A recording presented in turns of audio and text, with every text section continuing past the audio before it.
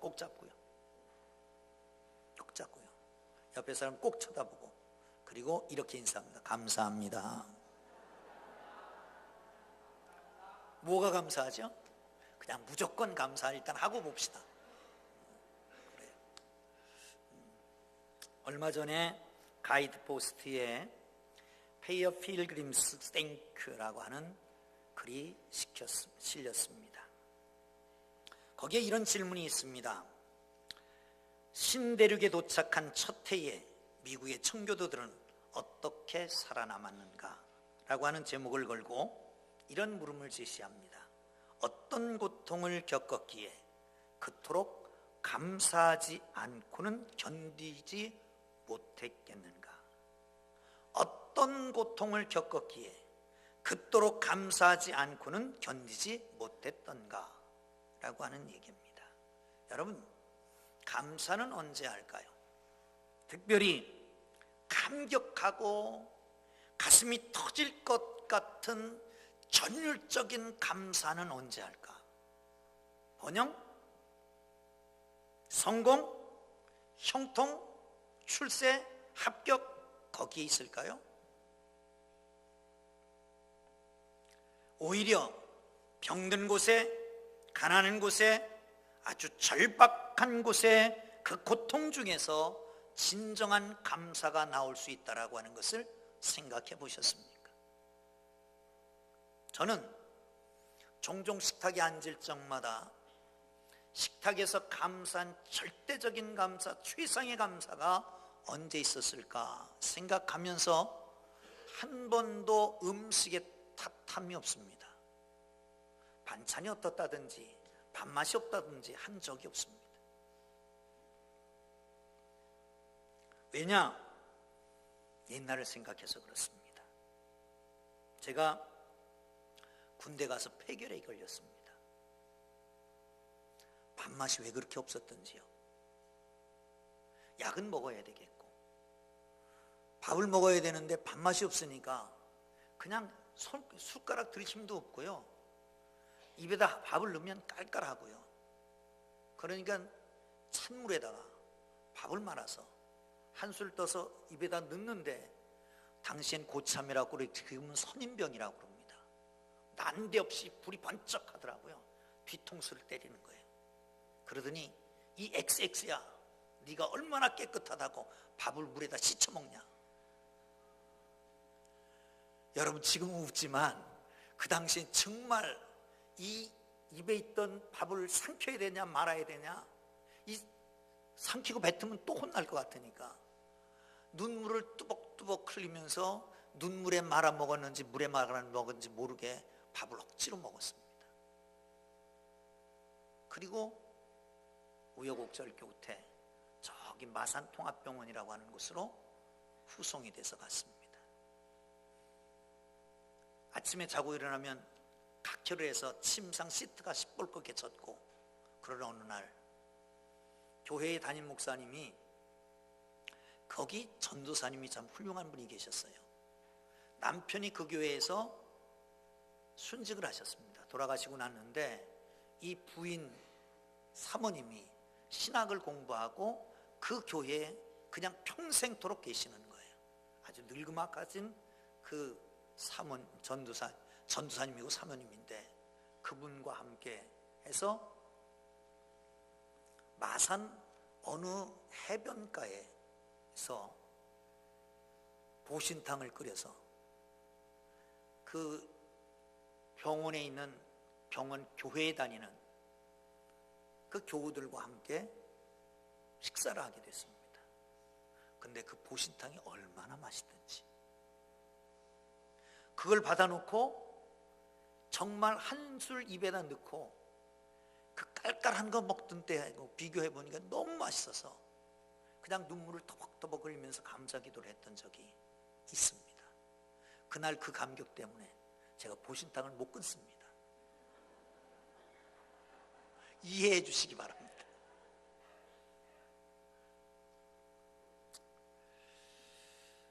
그래서 저는 한 번도 밥 투정을 해본 적이 없습니다.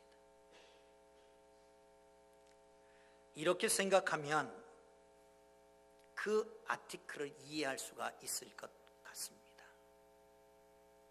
1620년 12월 추울 때에 긴 항해 끝에 백열병, 괴열병, 각종 바이러스 병으로 48명이 죽었습니다.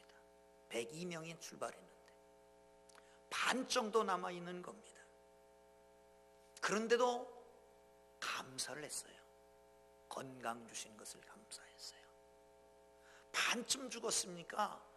거기 살아남은 사람들 중에 가정마다 하나씩은 거의 죽었을 거예요.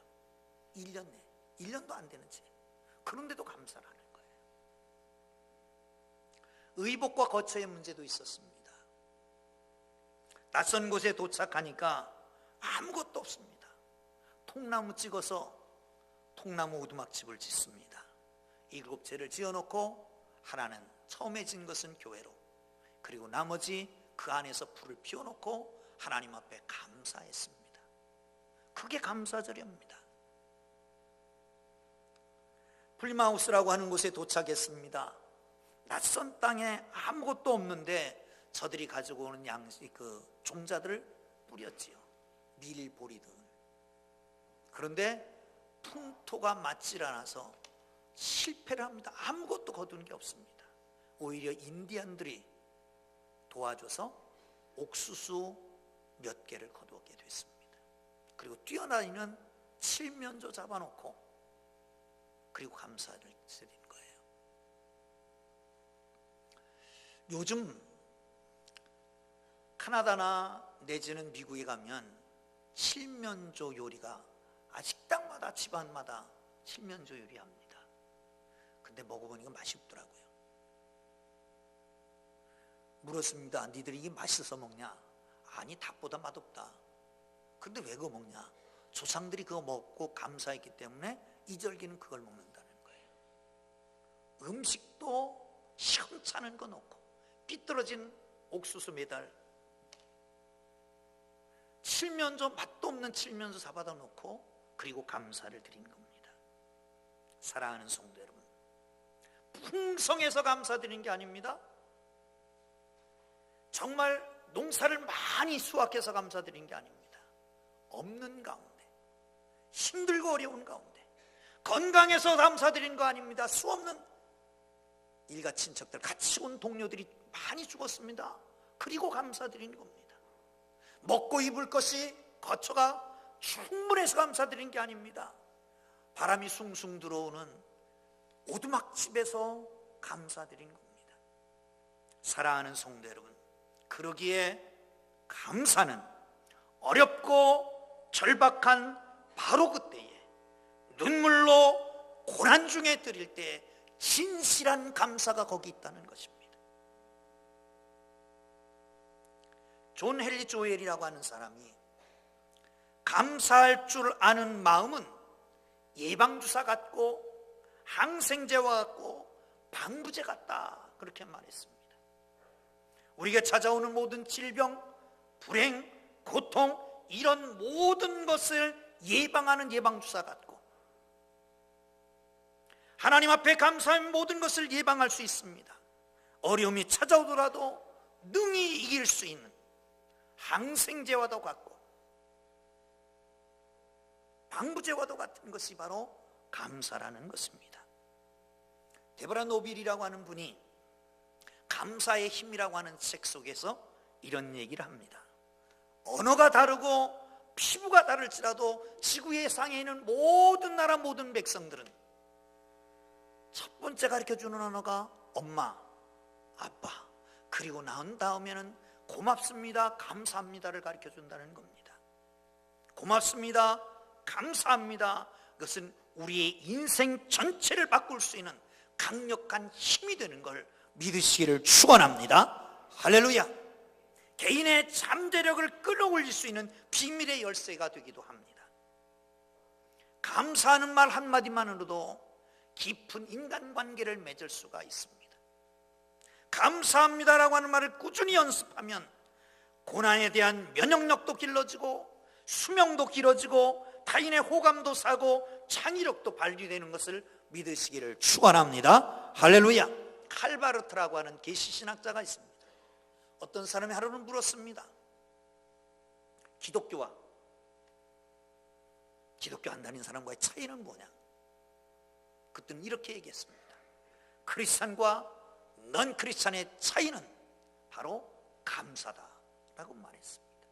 여러분, 감사할 수 있는 사람은 크리스찬이고 감사가 입에서 나오지 않는 사람은 아직도 넌 크리스찬이라고 하는 것입니다. 시편 136편은 유월절과 신년절기에 부르던 하나님의 인자하심을 찬양하는 감사의 노래입니다. 일명 큰 찬송, 그레이트 하넬이라고 붙여지기도 합니다. 그들은 감사의 마음을 찬송으로 표시합니다. 여러분, 노래 중에는 세속적인 노래도 있고 사랑의 노래도 있고 이별의 노래도 있고 전쟁터에 나가는 군가도 있고 장송곡 같은 죽을 때에 부르는, 죽은다에서 부르는, 장례식에 부르는 장송곡 같은 곡도 있습니다. 그런데 노래 중에 가장 좋은 노래는 감사의 노래인 것을 믿으시기를 축원합니다. 기독교의 진리를 말로, 글로 표현할 수 있습니다. 그러나 여러분, 종교적인 진리를 이론으로 표현할 수 있지만, 그러나 가장 극단의 진리는 표현이 안 될 때 그거를 노래로 표현한다고 그럽니다. 사랑하는 성도 여러분, 감사의 수준은 높은 교양이고 종교적 진리의 핵심입니다. 사랑하는 성도 여러분, 136편 다윗이 짓고 노래를 붙여서, 그리고 레위인들이 찬양했던 이 찬양시 속에서 우리 모두가 하나님을 왜 감사해야 되는지를 발견하고 감사의 삶이 되기를 주의 이름으로 축원합니다. 할렐루야. 23절을 보겠습니다. 23절 시작.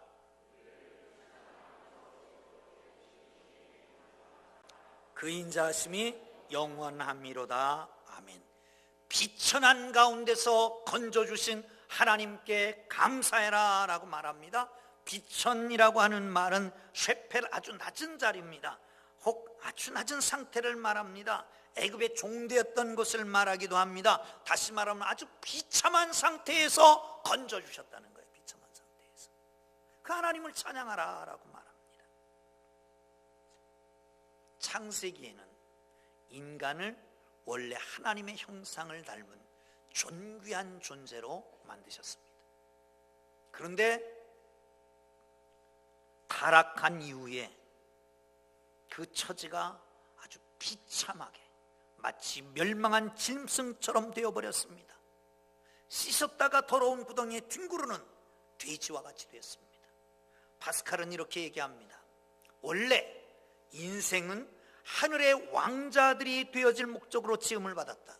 그런데 우리는 더러운 시궁창에 떨어져 허우적거리는 가련한 존재들이 되어버렸다.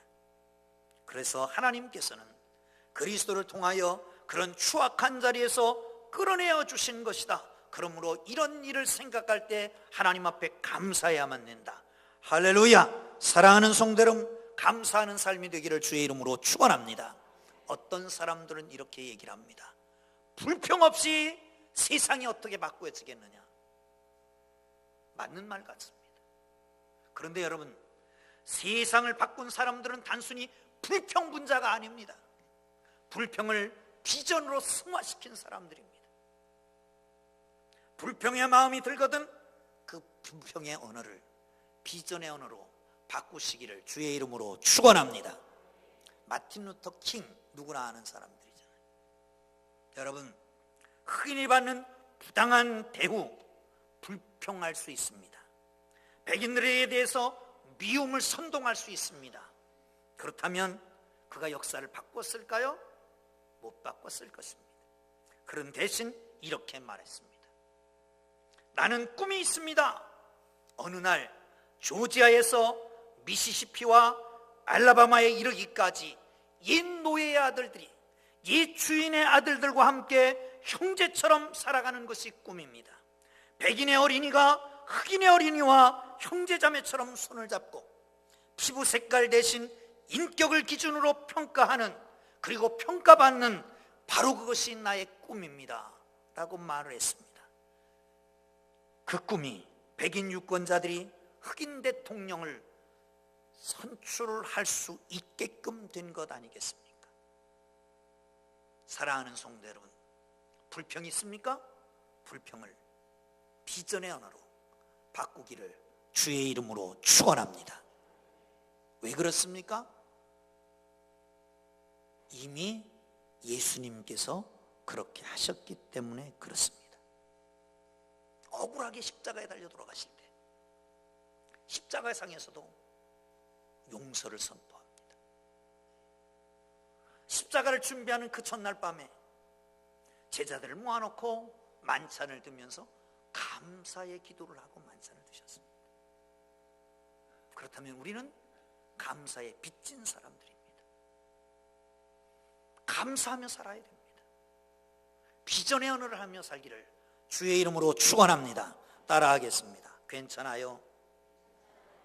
괜찮아요. 미안해요. 사랑해요. 축복해요. 그리고 감사해요. 자, 옆에 사람 꼭 잡으세요. 그리고 한번 해보세요. 시작.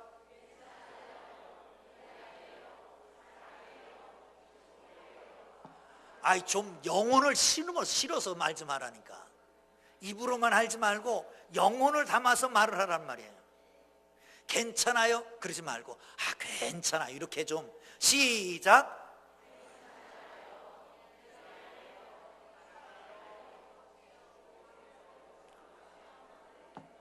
왜 하다 말어. 사랑하는 성도 여러분, 그렇습니다. 비전의 언어를 사용하기를 주의 이름으로 축원합니다. 아멘. 짜증내고 힘들어도 화내지 말고 그냥 괜찮아요. 자기가 잘못했으면 언제든지 미안합니다. 그리고 사랑을 축복하고 감사하는 삶이 되기를 주의 이름으로 축원합니다. 할렐루야. 16절 보겠습니다. 시작. 그 백성을 다시 시작. 그 백성을 인도하여 광야를 통과하게 하신 이에게 감사하라. 그 인자하심이 영원함이로다. 아멘. 여기 이 히브리어를 꼭 말씀을 드려야 될 것 같은데요, 얄라크라고 하는 말을 씁니다. 인도한다는 말입니다. 얄라크. 근데 왕을 가리켜서 멜렉라고 하는 말을 씁니다. 이 사람들은요 언어 유희를 좋아합니다. 그래서 비슷한 언어끼리 엮어가지고 말을 상통하게 만드는 거예요. 여기 인도하셨다라고 하는 말에 얄라크를 쓴 이유는 하나님께서 왕과 같이 그 백성들을 인도하셨다는 의미를 가지고 있습니다. 사랑하는 성도 여러분, 하나님이 왕으로서 우리를 인도하신 것을 믿으시기를 축원합니다. 하나님이 이스라엘을 인도하셨다 그러면 딱 생각하는 게 광야입니다. 광야. 홍해를 육지같이 건너시고요, 광야를 인도합니다. 광야, 풀 한 포기, 나무 한 그루 없는 곳, 물이 없는 곳, 길도 없는 곳, 먹을 것 마실 것 없는 곳, 이게 광야 아닙니까? 그런데 거기를 40년 동안 인도하셨어요. 40년 동안. 생존에 필수한 게 물입니다. 턱없이 부족합니다. 그런데 하나님은 반석을 쳐서 거기에 물이 쏟아지게 하셔서 모두가 먹고 마시고 넉넉하게 풍족하게. 40년 동안 유랑 생활하면서 거기다 밀 하나 심을 수가 없습니다. 그러나 한 끼도 굶었다는 말이 없습니다. 왜요? 아침마다 만나를 내리셨고, 그리고 고기 먹고 싶을 때는 메추라기를 내리셔서 먹이셨기 때문에. 불뱀도 있습니다. 불뱀이 물어요. 그렇지만 놋뱀을 만들어서 해독하게 만드셨습니다. 길도 없습니다. 어디로 가야 할지 모릅니다. 하나님께서 구름 기둥과 불 기둥으로 인도하셨습니다. 여러분, 이 세상 사는 것 광야같이요, 의지할 데 없습니다. 하차하면 나를 공격하려고 하는 사람들만 있습니다. 사탄의 무리는 우리가 예수 믿는 것을 시기하고 질투해서 예수 믿는 것으로 떨어지게 만듭니다.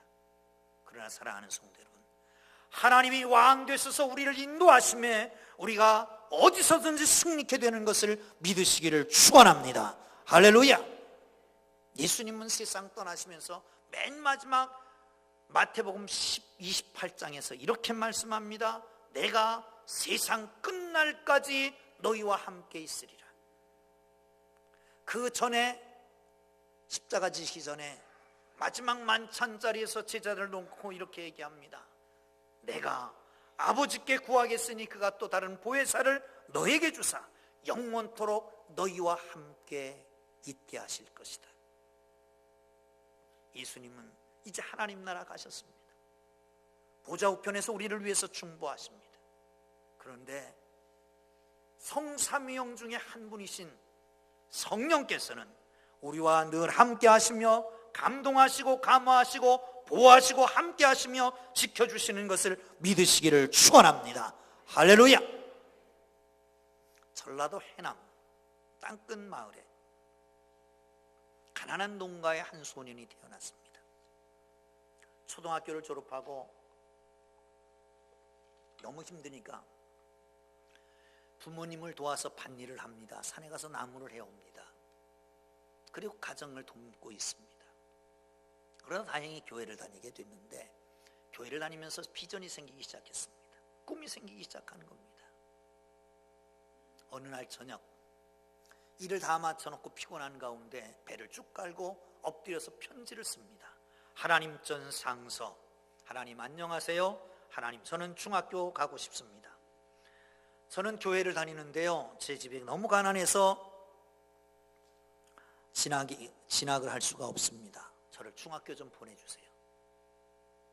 그리고 몇 년 몇 월 며칠 주일학교 학생 땡땡땡 흰 봉투에다 집어넣고 밥풀을 이겨서 봉투를 바르고 그리고 주소를 씁니다. 자기 주소는 썼는데 앞에는 주소가 없으니까 그냥 하나님 전 상서, 그리고 동네에 있는 우체통에 우표를 붙여서 넣었어요. 근데 우편 배달부가 와서 수거하다가 딱 보니까 이게 주소도 없고 하나님 전 상서 이렇게 된 거예요. 이걸 어디에 갖다 줘야 됩니까? 막막한데, 그런데도 지혜가 있었던가 아니면 하나님의 인도하셨던지, 아 그래, 하나님하고 제일 가까운 사람 갖다 주자. 그래서 그 동네에 해남읍에 제일 큰 교회, 해남읍 교회의 이준묵 목사님을 찾아가서 이런 편지가 왔습니다. 그리고 드리고 그냥 와버렸어요.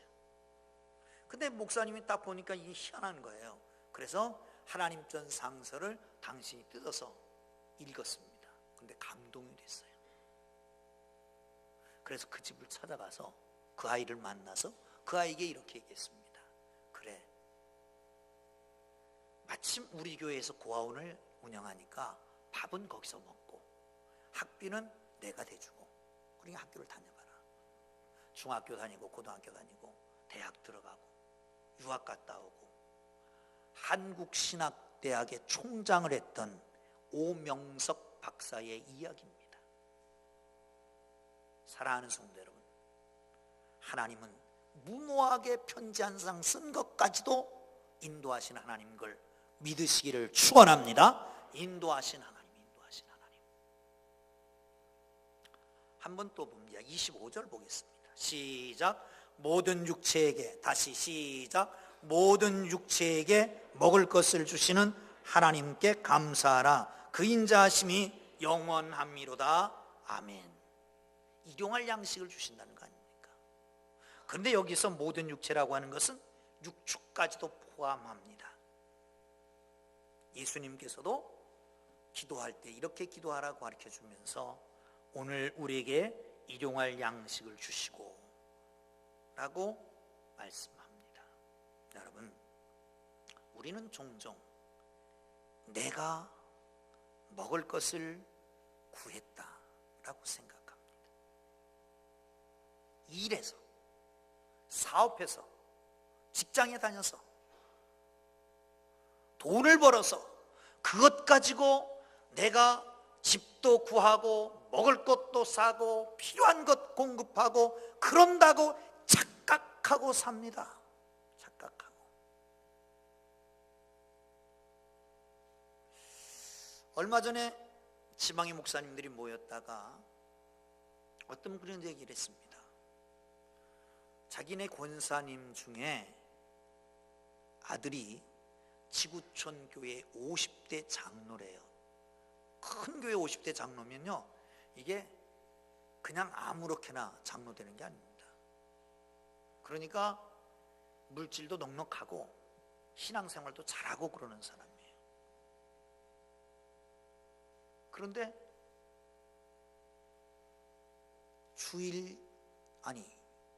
그 연휴 기간에 몸이 아파갖고 하루 미루다가 연휴 끝난 다음에 병원에 갔더니 골든타임 놓쳤습니다. 왼쪽이 다 반신불수가 돼버린 거예요. 50대에 직장이 나갑니까? 사업합니까? 못해요. 내가 어떻게 해서 벌어서 먹는 줄 알죠? 하나님이 주시니까 먹는 겁니다.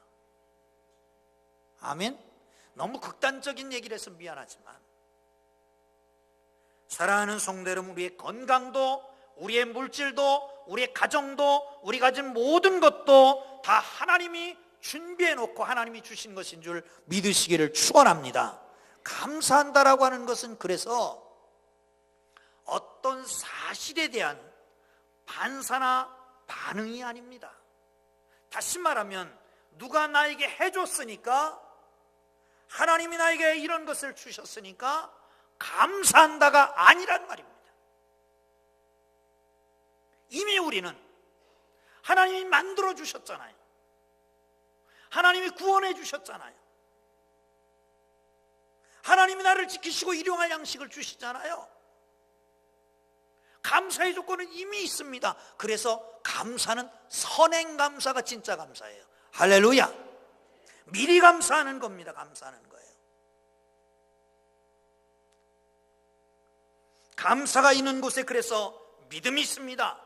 왜냐하면 감사는 그리스도를 통해서 하나님께서 주시는 은혜에 대한 우리의 유일한 응답이기 때문에 그렇습니다. 참 믿음은 언제나 감사함으로 시작합니다. 그래서 어떤 분은 그렇게 말합니다. 감사는 축복을 담는 그릇이다. 축복받고 감사하는 게 아니라 감사를 하고 나면 그 감사의 그릇에 축복이 채워진다는 거예요. 아멘. 감사할 때 인색하지 마세요. 감사는 인색한 감사가 감사가 아닙니다. 후한 감사가 감사지요. 이것저것 다 생각하고 띄워놓고 그리고 감사하지 말고요. 사랑하는 성도 여러분, 평생 행복한 삶을 살기를 주의 이름으로 축원합니다. 감사에 있습니다. 어떤 소녀가 어느 날부터 갑자기 얼굴이 피는 거예요. 행복해지기 시작한 거예요. 주위에는 좋은 사람이 많이 몰려듭니다. 늘 행복하게 삽니다. 나이가 들었습니다. 결혼도 합니다. 그래도 행복합니다. 아이를 낳습니다. 아주 행복하게 삽니다. 할머니가 됐습니다. 아주 행복합니다. 그리고 이제 죽을 때가 됐어요. 주위의 사람들이 부러워하는 거예요. 그리고 그 비밀을 좀 알았으면 좋겠다. 행복의 비밀을. 몸져 누웠는데 옆에 찾아가서 묻습니다. 할머니, 그 행복의 비밀이 어디 있습니까? 그걸 좀 가르쳐주고 하십시오. 그랬더니 이런 얘기를 했습니다.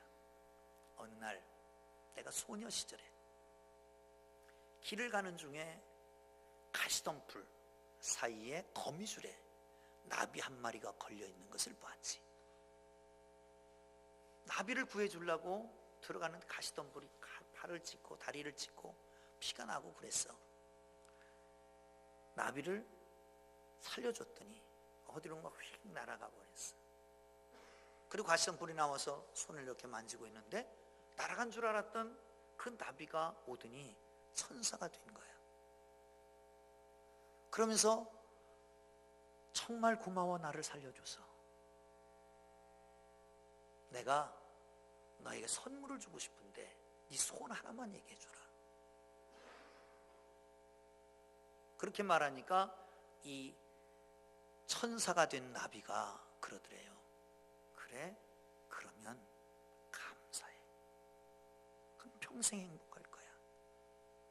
그 말을 듣고 나는 평생 감사했고, 그래서 이렇게 행복하게 됐지 라고 말하더랍니다.